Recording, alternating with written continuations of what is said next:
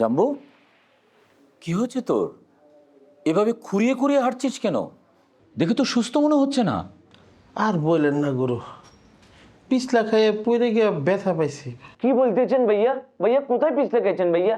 বেশি ব্যথা পাইছেন ভাইয়া? একটু দেখি দেখি ভাইয়া। এই মেয়ে, আপনি কি দেখবেন? হ্যাঁ, এত আলগা পিরিতি এই জাম্বুর লোকে দেখেন না, আমার কিচ্ছুই হয় নাই। আচ্ছা ঠিক আছে, কিন্তু তুই শুকনোর দিনে কোথায় পিছলা খেলি? নাকি তোকে কেউ গাড়িয়েছে? গুরু, এটা আপনি কি কইলেন? আমার কে গাড়াইব? আমি কার শিষ্য? এই গ্রামে কেউ জন্ম হয়েছে আমার গাড়ানোর মতো? আমি একটা জাতে দিলে বাঁচবো, এই পৃথিবীতে থাকবো? না ঠিক আছে, সেটা থাকবে না।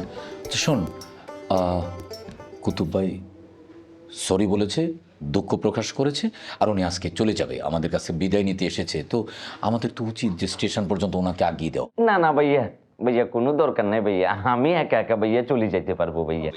ভাই আপনি এক লাগলে চলে যান তো তাড়াতাড়ি। আর ভাইয়া আপনারা যদি কষ্ট করি হাতিয়াতে কখনো যান ভাইয়া, ছোট ভাইকে একটু স্মরণ করবেন ভাইয়া, একটা কল দিলে হবে ভাইয়া, আমি আপনাদেরকে রিসিভ করবো ভাইয়া, অনেক মজা করবো ভাইয়া একসাথে।